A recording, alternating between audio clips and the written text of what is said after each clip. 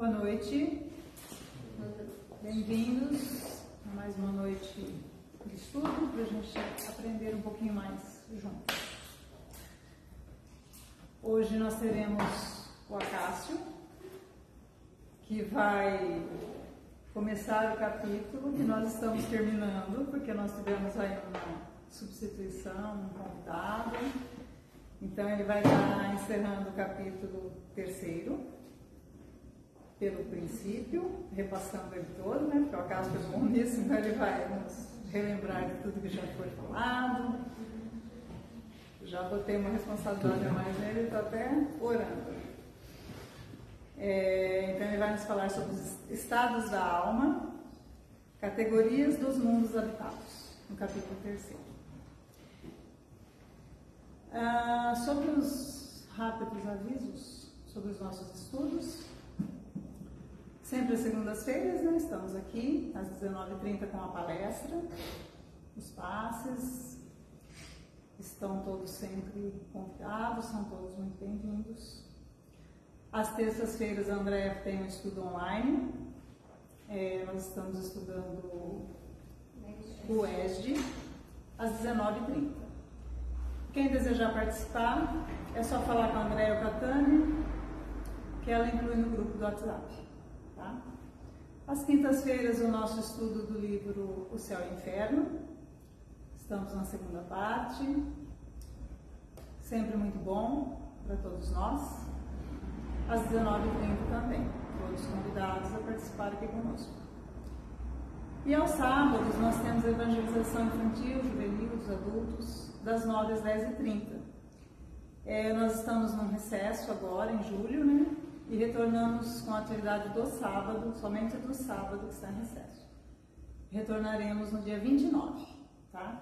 Então, todos sempre convidados, sempre muito bem-vindos a todos os estudos, a todas as atividades da casa.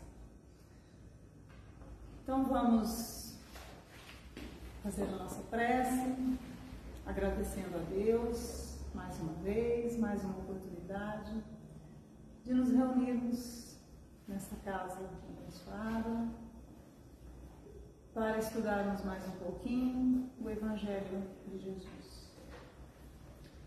Agradecemos a espiritualidade amiga desta casa, aos nossos mentores individuais. Pedimos que estejamos sempre bem dispostos, animados, para aprender, para buscar o conhecimento, a compreensão, para que possamos pôr em prática os ensinamentos e os exemplos de Jesus naquilo que nós já compreendemos, naquilo que nós já sabemos. E nos aperfeiçoando a cada dia, melhorando as nossas condutas, melhorando os nossos pensamentos, vigiando os nossos pensamentos, buscando sempre a conexão com o mais alto, para que a nossa vida siga com mais acerto, com mais tranquilidade, buscando sempre Jesus, Deus, a nossa evolução. Então, nós agradecemos a oportunidade, pedimos a assistência e o amparo da espiritualidade amiga para cada um de nós, para o nosso amigo palestrante da noite, que vai nos trazer a mensagem. Iniciamos então os nossos trabalhos, o nosso estudo, dando graças a Deus. Acácio, esteja iluminando.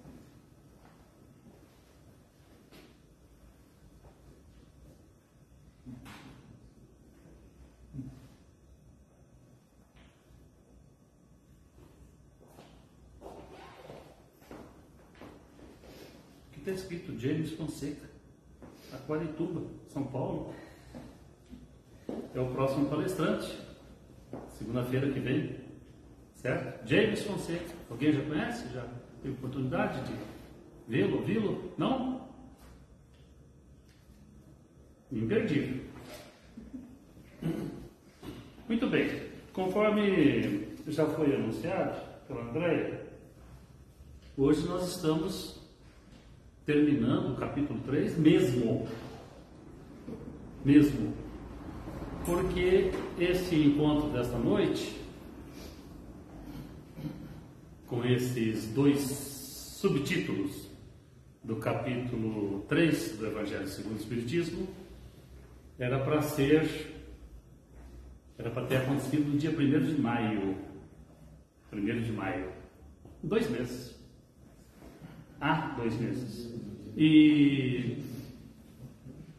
Mas por força aí de mudança na programação da casa, que felizmente precisou ser feita, é quando tivemos aqui o Viola com Jesus, né? O Valdinei e o Ronaldo, tocador de viola. Então tivemos uma segunda-feira diferente aqui na casa. Para isso, o Acácio, que estava programado com os primeiros momentos do capítulo 3, foi defenestrado para hoje, quanto lhe coube nessa história. Então encerramos mesmo hoje o capítulo 3 do Evangelho com o começo do capítulo. Que eram os primeiros instantes do capítulo 3 da obra O Evangelho segundo o Espiritismo. A obra possui 28 capítulos, né? E o capítulo 3 tem como título Há muitas moradas na casa do meu pai. É um capítulo relativamente curto em relação aos outros capítulos. E ele tem uma característica muito especial. A referência evangélica para esse capítulo, que é uma fala de Jesus, que foi anotada por João, é comum a todos os subtítulos. Porque tem capítulo que não é assim. Por exemplo, capítulo 17, né? Tem várias citações dos evangelhos, muitas vezes de vários evangelistas. A parábola do semeador, se eu não me engano, está no capítulo 17, né? Toda uma parábola de Jesus, né? Mas no capítulo 3, nós temos 3 versículos que servem de base para todos os subtítulos do capítulo 3. Na casa de meu pai há muitas moradas. Muito bem. Os 2 primeiros subtítulos, que é o que na noite de hoje que nós vamos desenvolver, trata das diferenças que existem das almas no plano espiritual. E o outro subtítulo, as diferentes categorias dos mundos habitados. Como nós estamos vindo do começo, terminando, mas vindo pelo começo, vamos pegar do segundo e abrir o primeiro, que trata das diferentes categorias dos mundos habitados. Mas para isso, eu acho que seria interessante nós conversarmos aqui um pouco sobre alguns conceitos que são bem atuais sobre essa classificação de planetas que em condições de receberem espíritos para a encarnação. Porque o subtítulo é exatamente este, né? Diferentes categorias de mundos habitados. A referência evangélica, como já falamos, são 3 versículos do evangelista João, que registrou a fala de Jesus assim: não se turbe o vosso coração. Crede em Deus, crede também em mim. Na casa de meu pai há muitas moradas. Se assim não fosse, eu vou teria dito, pois vou preparar-vos lugar. E quando eu me for e vos preparar lugar, eu voltarei, eu os levarei, para que aonde eu estiver, estejais vós também. Mais ou menos assim o registro do evangelista João. os versículos 1, 2, 3. Mas antes de falarmos dessas muitas moradas na casa do Pai, seria interessante falarmos também de um outro tópico muito importante, é nos situarmos ali no momento que esse foi o último discurso de Jesus que ele fez com seus discípulos. Foi o último. Dali, aquele momento doloroso para a humanidade, né? Que dividiu as eras, né? Um fato com a passagem de Jesus aqui, que foi aquele arremedo, né? De julgamento, prisão, julgamento e a crucificação de Jesus. Então, esse discurso de Jesus, que Mateus registrou, dos capítulos 14, 15 e 16, são os últimos instantes de Jesus com os seus discípulos.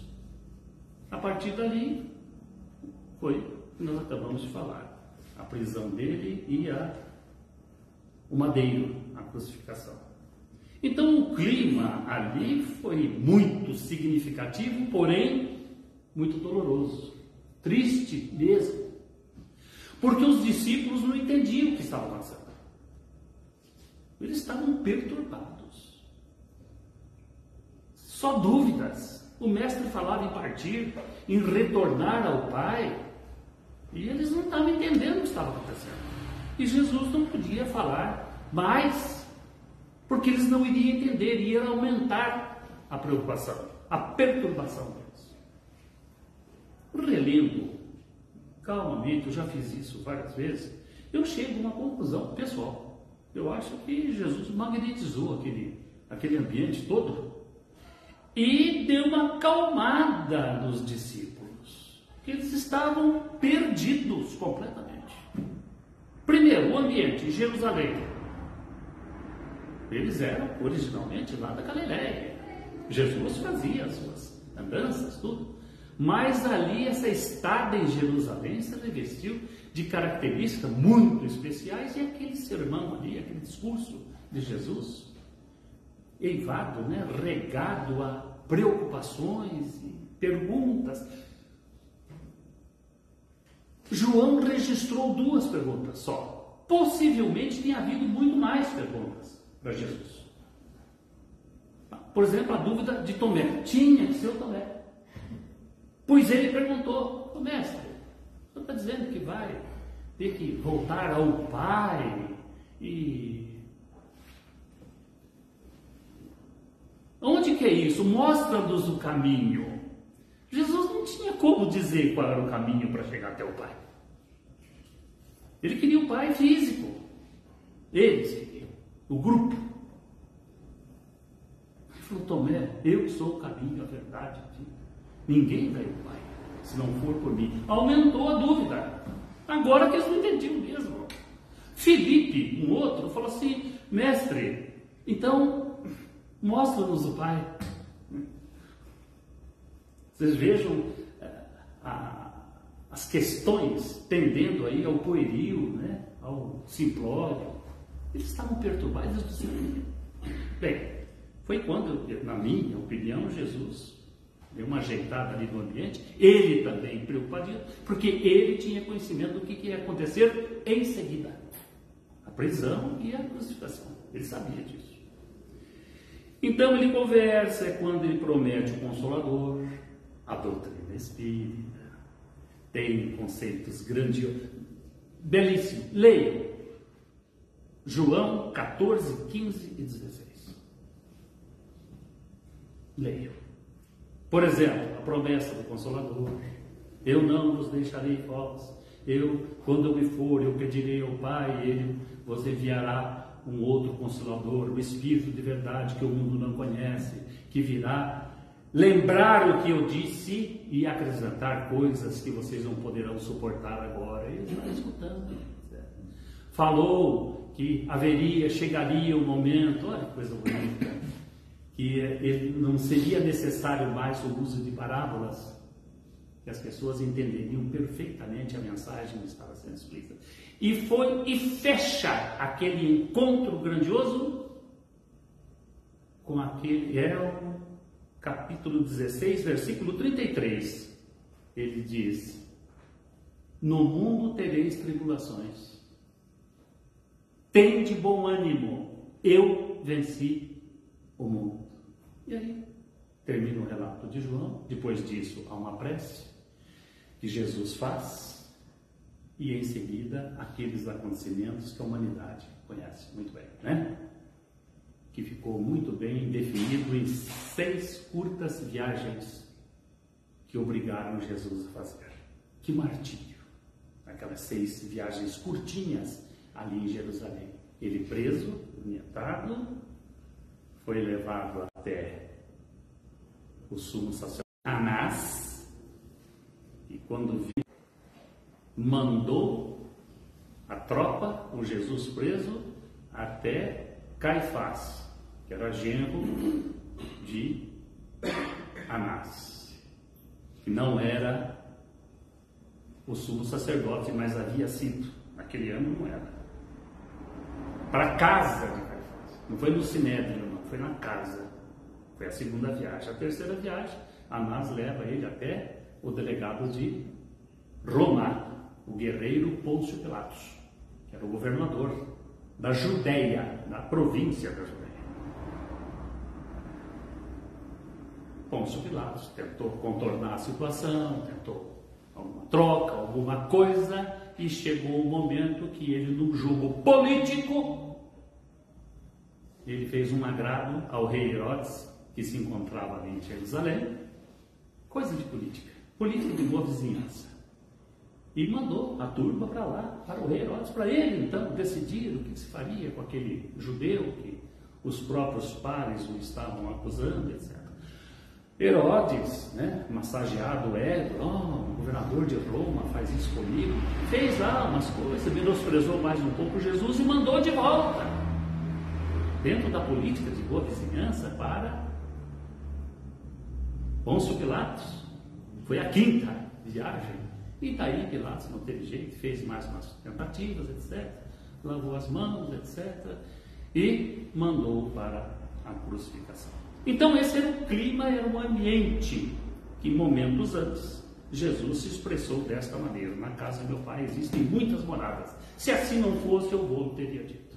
Muito bem, Kardec desenvolve então essa mensagem de Jesus com uma meia dúzia, 6 ou 7 subtítulos aí, que já foram desenvolvidos aqui pela casa. O segundo foi o Lucas que fez, maravilhoso, e me comprometeu, né? Está gravado. E hoje estamos então encerrando esse capítulo pelo começo. Muito bem. Então seria interessante que nós falássemos agora um pouquinho, demos uma rápida passagem sobre o clima da época em que Jesus proferiu esse ensinamento, sobre conceitos atuais, sobre planetas, moradas da casa do Pai, que recebem, em condições de receber espíritos em processo de reencarnação. O nosso sistema solar, ele possui 8 planetas. O planeta Terra tinha mais um, o Plutão. Coitadinho do Plutão, eu tenho uma pena dele, porque defenestraram o Plutão, porque ele tinha todas as condições de planeta, e tem todas as condições, só que ele está muito distante e é pequenininho, foi desprezado, não é considerado mais planeta. Ficaram 8. A Terra é o 3º planeta por ordem do afastamento do Sol: Mercúrio, Vênus, Terra, Marte. Daí começam os planetas chamados gasosos, que são bem maiores do que os primeiros. A Terra tem uma lua. Aliás, quem veio para cá hoje, se teve o cuidado, eu tive, de ver que esplendor que está a lua, né? Está muito bonita. É a lua mais bonita que existe no sistema solar. É a nossa. E nós temos uma vantagem sobre Mercúrio e Vênus. Sabe qual é? Que Mercúrio e Vênus não têm lua. Nós temos. E é a mais bonita do sistema solar. A nossa lua é tão bonita, mas tão bonita, que precisou ser criado aqui na Terra casal de namorados. causa da beleza da lua. E depois de criado esse esquema, esse dispositivo de namorados, precisou ser criado rosas. Tudo por causa da lua, de tão bonita que ela é. Agora, se nós ganhamos a Terra, uma lua, e a mais bonita de todas, tem várias, a gente perde feio para os outros planetas, na quantidade de luas.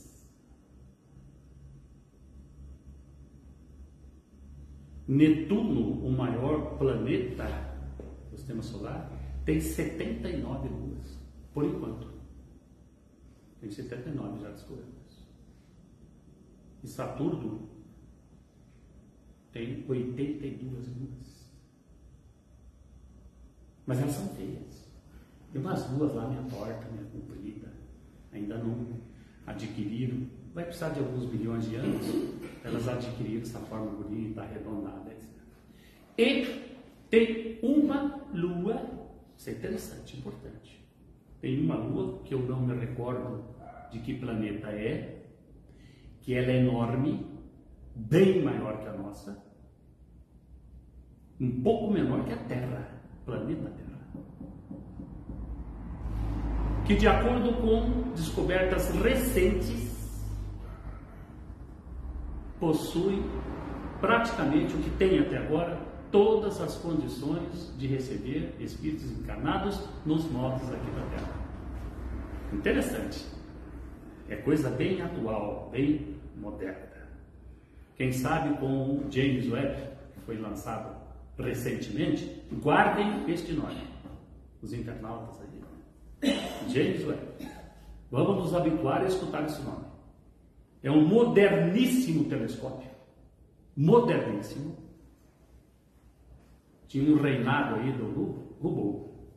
Agora é o James Webb, que foi lançado recentemente. Foi lançado no dia 25 de dezembro. Olha que data, gente. 25 de dezembro de 2021. Quer dizer, não tem 2 anos, tem 1 ano e meio. Esse moderníssimo, atualizado, com recursos mil, e já mandou diversas informações para a Terra, inéditas, e vai, daqui para frente, nos manter bem informados sobre o desbravamento do universo. Muito bem. Mas a Terra, num movimento uniforme, constante, em torno do Sol, assim como os outros planetas, e todos levando as suas luas, formam esse esplêndido átomo que é o Sistema Solar. E o nosso Sol é uma estrela apagadinha em relação a outras estrelas da nossa Via Láctea. Comparando com o tamanho da nossa Terra e do Sol, a nossa Terra é ínfima, perto do Sol. Mas o Sol, perto de certas estrelas, também é bem mignon, bem pequenininho. Se comparado com fruta, nós podemos comparar o nosso Sol, se compararmos o nosso Sol a uma uva, uma jabuticaba, existem sóis do sistema da Via Láctea que se assemelham a limão, laranja, mamão, coco, melancia. São milhares de vezes mais brilhantes do que o Sol, e em massa também. Então, há uma pergunta que todos nós formulamos: quantas estrelas existem na Via Láctea? Quantas? Número atual da astrofísica: projeção de 200 a 400 bilhões de sóis. O nosso Sol é uma delas. Poucas pessoas aí, inclusive palestrantes espíritas, despreocupados aí com a atualização de números, ainda falam com números do século passado. Eu vi uma palestra numa casa espírita feita por um físico da USP. Ele falou em 100 bilhões de estrelas. Alguém da área que fala isso. passou para 150 e na virada do século o número aceitado pela ciência é de 200 a 400 bilhões de sóis. Projeção, porque contar não dá. O nosso Sol é uma dessas estrelas com seu sistema, com planetas, e os planetas com as suas luas, e outros objetos que carregam, e de menor importância, mas existem, tudo num constante movimento. Muito bem. Partindo desse raciocínio e raciocinando por baixo, se na Via Láctea existem não menos de 200 bilhões de sóis, nós teríamos, pelo menos, como é o nosso sistema solar, até agora, um planeta aqui, a Terra, com esses recursos de reencarnação de espíritos nesses moldes, desta maneira, nós teríamos por baixo 200 bilhões de planetas nas suas mais variadas estaturas, nas suas mais variadas vibrações para receberem espíritos para a encarnação. Por baixo, isso considerando o sistema solar, o Sol, como uma estrela de quinta grandeza. Então, quando Jesus afirmou que existem muitas moradas na casa do Pai, é o que ele podia falar na época. Ele não poderia entrar em detalhes de astronomia, porque as pessoas não iriam entender absolutamente nada.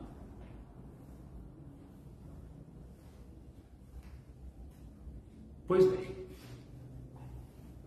o outro subtítulo é a categoria dos espíritos que estão na chamada erraticidade, ou seja, no plano espiritual, das almas.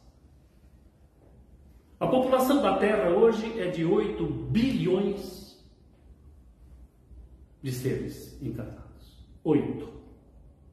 Tem muita gente desatualizada aí também. Gente, precisa acompanhar isso aí e ver o que os órgãos oficiais se manifestam a esse respeito. Tem um aval da ONU desde o ano passado, final do ano passado. Chegou na casa dos 8 bilhões de espíritos encarnados aqui na Terra. E o número de desencarnados reconhecidamente maior do que de encarnados. Então convencionou-se, e isso não são valores absolutos, apenas para a gente ter uma ideia, convencionou-se que existe uma população de espíritos entre encarnados e desencarnados, vinculados ao planetinha Terra, esta bolinha minúscula, que vista do alto é azul, cerca de 30 bilhões de espíritos. Tudo em constante movimento. Com a chegada de espíritos de outros orbes aqui, que vêm emprestar aqui as suas inteligências. Se dispuséssemos de tempo, poderíamos falar um pouquinho mais sobre isso aí. Por exemplo, de uma viagem que o sistema solar faz completo, com todo mundo, todos os planetas, com todas as luas, conosco, até a constelação das Pleiades, onde a mais brilhante delas é Alcíone, numa viagem, num périplo que demora 26 mil anos. 13 para ir, 13 para voltar. É uma história interessantíssima sobre a destinação da Terra com a participação deste sistema de Alcíone ou Alcione. Muito bem. Então, tudo em constante movimento, tudo sempre em movimento, nada está estático. Este conjunto incontáveis de planetas de todas as gradações para receber espíritos com a roupagem física. A Terra é uma delas. Muito bem. apenas na Via Láctea. Gente, no século passado, agora, um astrônomo inglês conhecido, ele tinha um título, Sir, bonito, né? Era da nobreza lá do Reino Unido, da Grã-Bretanha, Sir James, que eu, quando li isso aí, apelidei ele de Senhor JJ. Ele fez uma comparação maravilhosa para a gente ter uma ideia, apenas uma ideia. Porque em astronomia as distâncias são tão grandes, que nós podemos ter ideias do que é aquilo e não uma coisa medível, preciável, enfim, para a gente ter uma base de raciocínio apenas. Por exemplo, falar que a estrela mais próxima do nosso Sol está a 4,2 anos-luz daqui. O que significa isso? Que se tivéssemos um aviãozinho que voasse a 300 mil km por segundo, demoraria 4 anos e alguns meses para chegar lá. A estrela mais próxima daqui. Então, para a gente ter uma ideia disso. E se prosseguíssemos aí, isso com noções básicas de astronomia, elementares, daqui onde nós estamos, sistema solar, até o centro galáctico, 28 mil anos-luz. Se tivesse esse aviãozinho aí que voasse nessa velocidade de 300 mil km por segundo. Qual que é a velocidade da Anhanguera? Máxima? 110 mil quilômetros. Não, senhor. Não complica a vida aqui do palestrante. 110 km por hora. É como nós... Isso sim a gente pode aferir. 110 por hora daqui a Ribeirão Preto. Então tá fazendo a continha. Pô, o Waze faz essa continha pra gente. Tá tudo certinho. Em tantos minutos você tá lá. Gente, 300 mil quilômetros por segundo. A velocidade da Terra em torno do Sol, que demora numa elipse, que demora 365 dias, é de 107 mil quilômetros por hora. Então a gente acha que está parado, né? Está parado porque nós não temos uma referência para ver que é movimento. Como dentro de um avião, numa viagem tranquila, céu de brigadeiro, sem turbulação, sem nada, fazendo lá uma palavra cruzada, certo? Qual o melhor time do Brasil? 9 letras, começa com o P, termina com S, Palmeiras, acertou, etc. Gente, está parado, copinho d'água, certo? Está parado.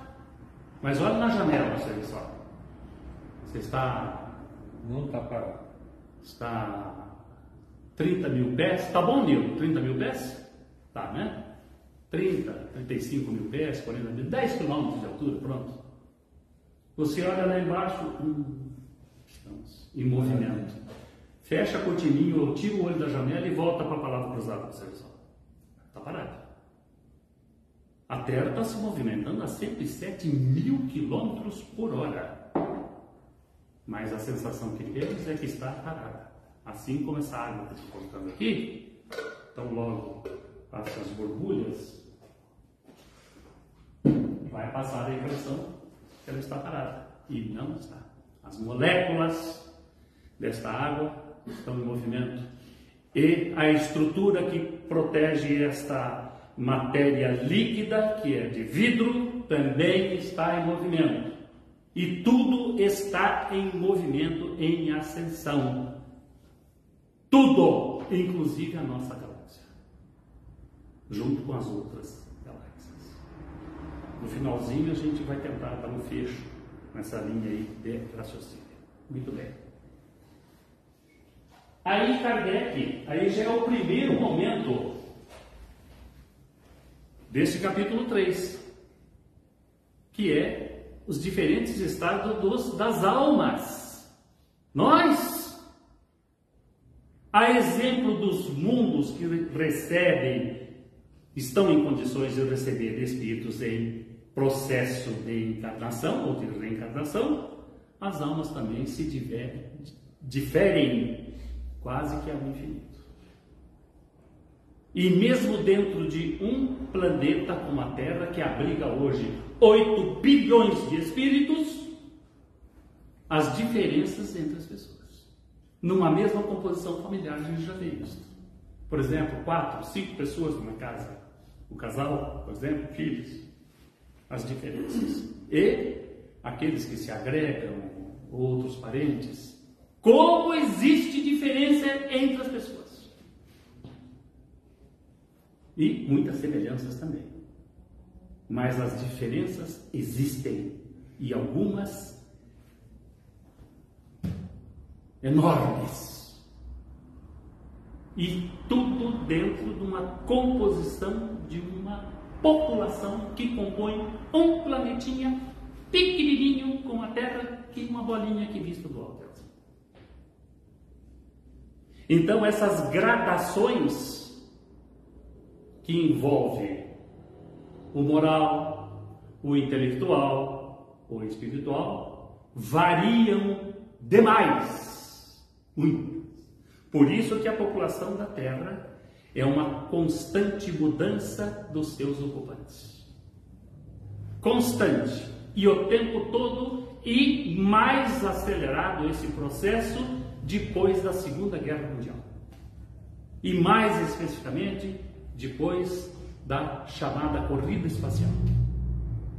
Quando da necessidade da promoção do planeta para um planeta melhor, mundo de regeneração, que nós já vamos ver daqui a pouquinho, fez-se necessário a chegada de mais espíritos de fora melhores, alguns degradados também, de orbes melhores para o nosso, e alguns, a maior parte talvez, se mantendo aqui pelos seus méritos, e outros sendo alijados daqui para mundos inferiorizados. Quando se fala em tirar daqui para mundos inferiorizados, vem à mente uma associação de ideias que é para o mundo primitivo. Não, gente, necessariamente não. Se o número de planetas é quase que incontável, guardando poucas diferenças, mas há diferenças entre eles, a degradação, o exílio para um planeta inferiorizado não é necessariamente para cavernas. Mas, por exemplo, um planeta como semelhante à Terra, onde não existe energia elétrica, por exemplo. Né? Ainda, os meios de comunicação ainda é o código lá de Morse. Né, Lilo? Ainda existe avião, Lilo, com código de... Não existe mais o telegrafista de voo, né? Tudo bem. Um pouco diferente. Não tem celular, por exemplo.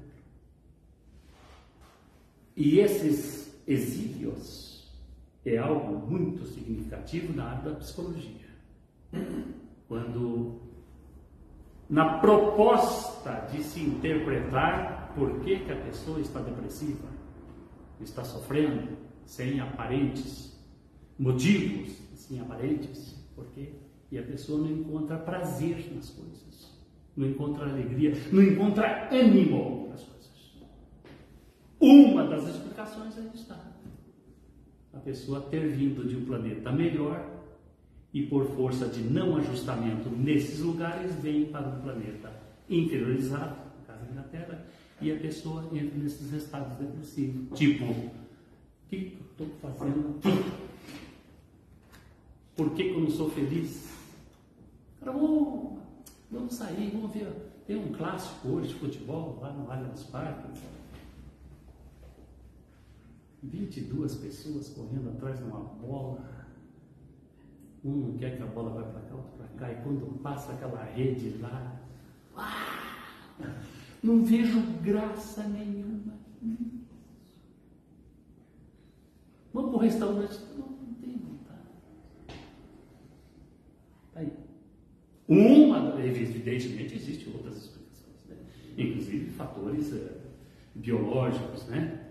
Patológicos, mas uma das explicações está aí, esse desajuste, e muitos não conseguem explicar. Kardec faz então uma classificação para a gente ter uma ideia da classificação dos mundos. Só para ter uma ideia, nada de absoluto. Porque é impossível fazer uma classificação precisa dos mundos. Então ele classificou assim. Primeiro, mundos primitivos.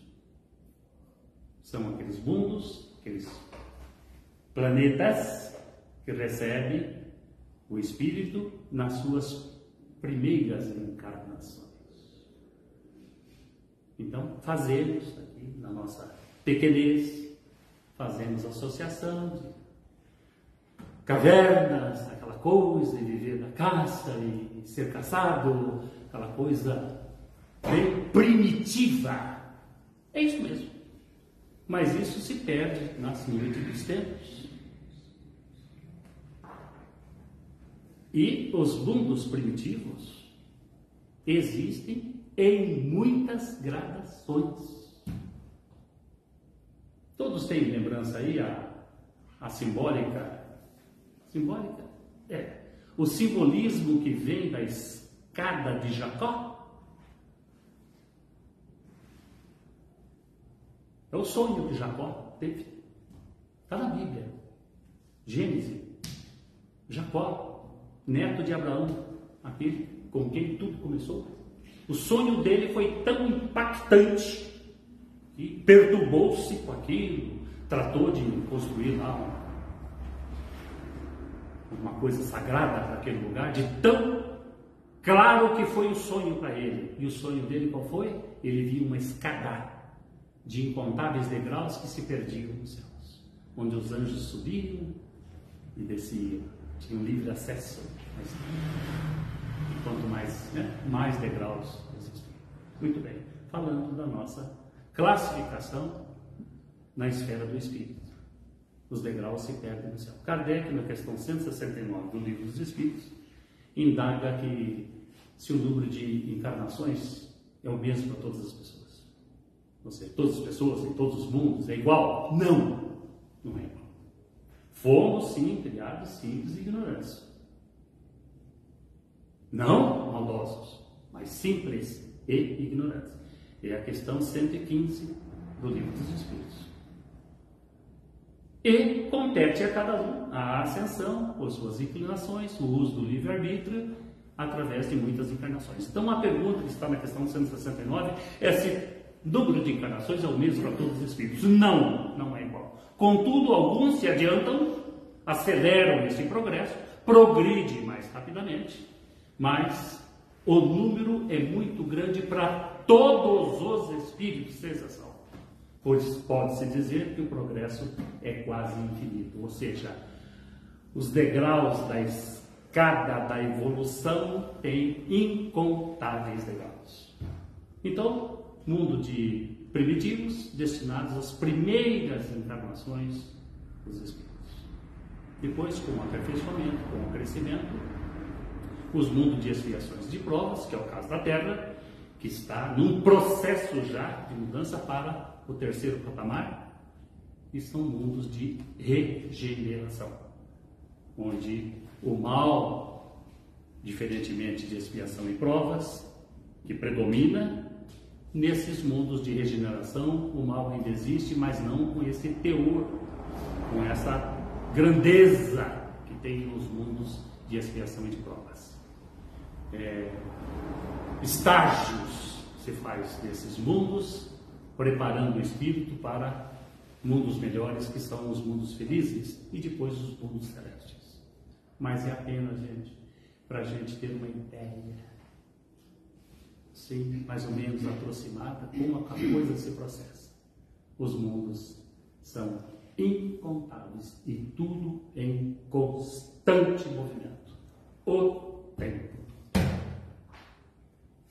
Abençoada a doutrina espírita que nos fala isso e nos convida a utilizarmos o nosso livre-arbítrio da melhor maneira que pudermos para a nossa própria felicidade, reforçando as nervuras, aí, os nossos músculos das nossas asas, para que possamos alçar voos mais elevados rumo à nossa destinação, como cantou Jesus no início do seu mecenato, no início do seu ministério, com o Sermão da Montanha, falando das bem-aventuranças.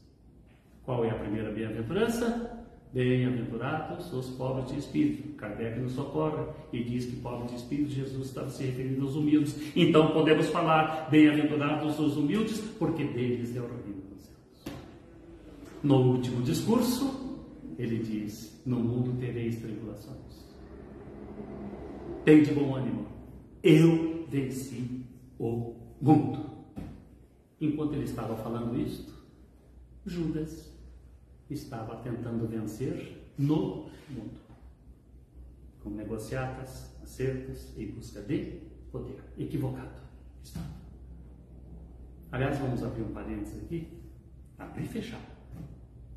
Os sofrimentos que passou Judas depois desses acontecimentos, até o século V, quando ele se sublimou ali, em termos de ajuste, como Joana d'Arc, em França, a heroína de França, possivelmente em várias encarnações curtinhas, extremamente dolorosas. Não foi por causa da traição, não. Ele errou, mas não foi por causa disso, não. Foi por causa do suicídio que ele perpetrou. Aí complicou. Bem, os outros débitos que ele já tinha. Fechei o parênteses. Muito bem, ficou claro? Os diferentes estados do espírito, incontáveis, graus, depende de cada um fazer. Quem tomar a iniciativa terá os seus méritos de crescer moralmente, espiritualmente, intelectualmente. Os que atrasarem por desinteresse deste processo serão visitados pela dor. Questão 995 do Livro dos Espíritos. É muito difícil esse crescimento? Kardec pergunta isso e na questão 909 está a resposta do Livro dos Espíritos. Esforços.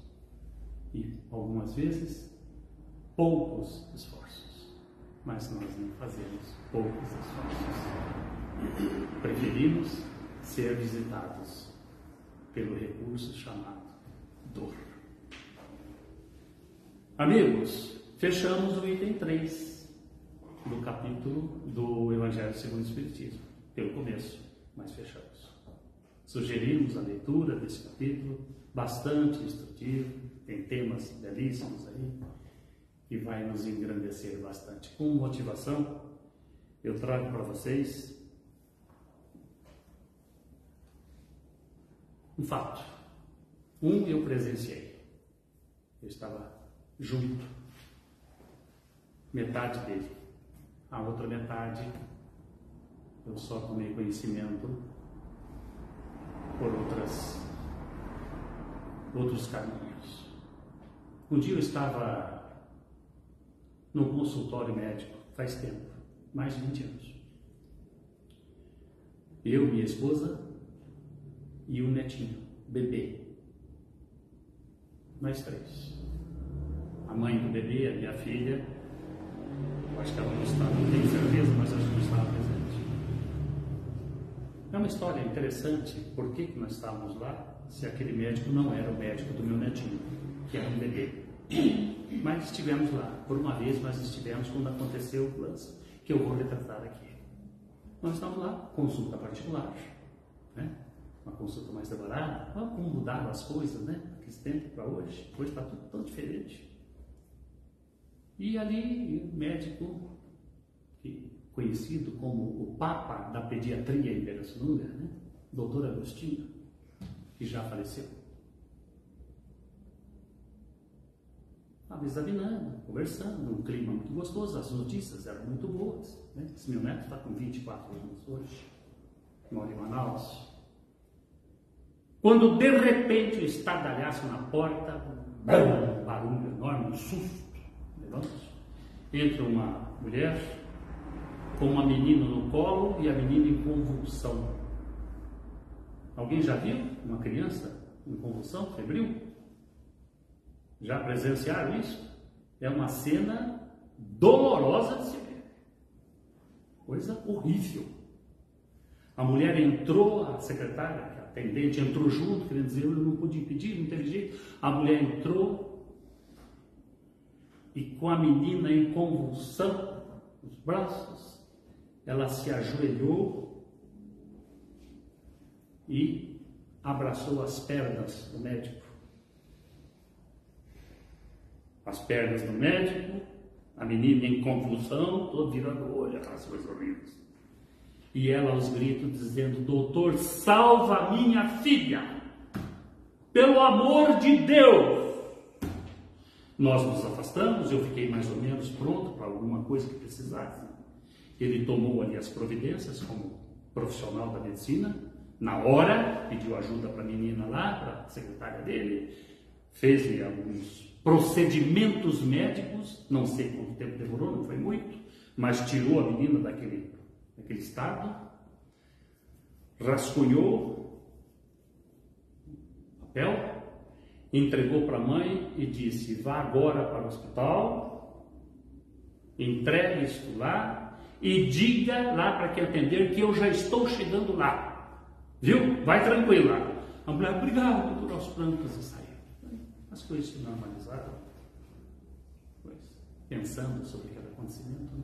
O desespero daquela mãe com a filha daquele estado. Bem, mais ou menos na mesma época, eu tomei conhecimento de um fato também envolvendo uma mulher na cidade do Rio de Janeiro, que estava magoadíssima, aflitíssima, aborrecidíssima, nervosíssima, porque a cachorrinha dela, uma poodle minúscula, não estava se alimentando como estava acostumada. E ela, de pronto, em desespero, acionou o motorista, parece que residia na Vieira Solto, do Rio de Janeiro, que na época era o metro quadrado mais caro da América do Sul. Ela morava lá, essa mulher. Toca para a clínica, tal. Minha cachorrinha não está bem. E aí lá chegando, a decepção. O médico havia viajado para a Europa e ela não sabia. Daí o desespero dela, a indignação. Não pela cachorrinha, que não tinha nada, mas como que aquele homem viaja para a Europa e não avisa ela? Daí o seu aborrecimento. E eu me pus a pensar. Esses dois extremos das duas mulheres não é muito diferente dos nossos comportamentos. Quando damos pesos tão errados às coisas. O que é que nós estamos fazendo aqui, num planetinha, sem nenhuma expressão astronômica, mas é a nossa casa, é a nossa morada, é onde temos que estar, nós e mais 8 bilhões de encarnados, e um outro tanto bem maior. É aqui que a providência divina nos colocou, para que saibamos aquilatar as coisas, dar peso certo às coisas, para daqui sairmos rumo à nossa destinação.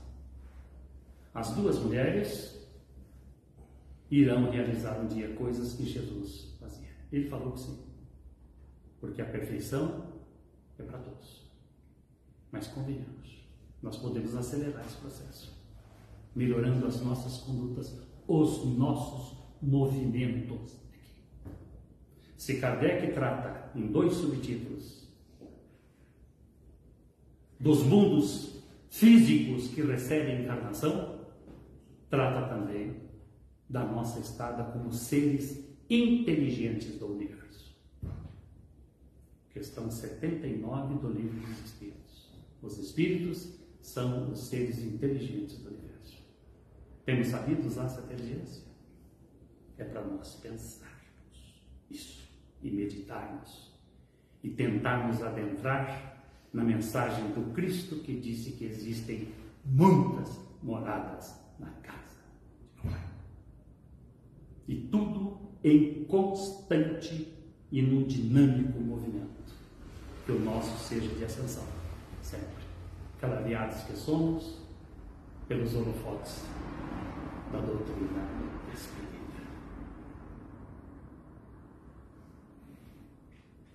Quando fomos criados, insanidade tentar descobrir.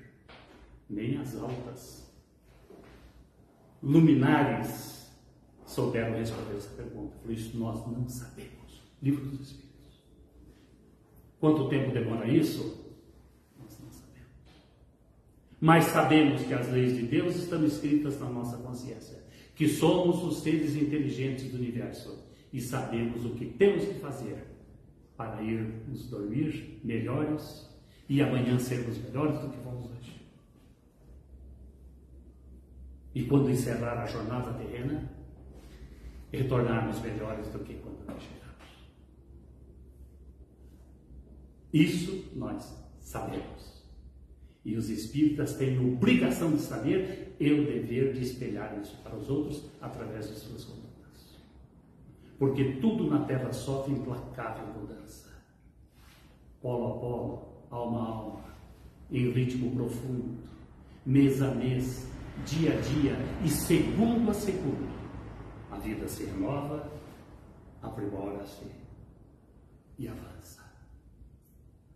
Reflete no museu onde a glória descansa, bronze, troféus, brasões, em repouso infecundo, mostrando que a riqueza humana é cinza para o mundo, onde púrpura e sol hoje trago em lembrança. Força, fama, ilusão, beleza, glória, caem da ostentação da senda transitória nos arquivos do tempo, o eterno sábio mudo. Uma riqueza só permanece intocada. É a riqueza do bem que esparziste pela estrada, a luz a esperar-te, quando da renovação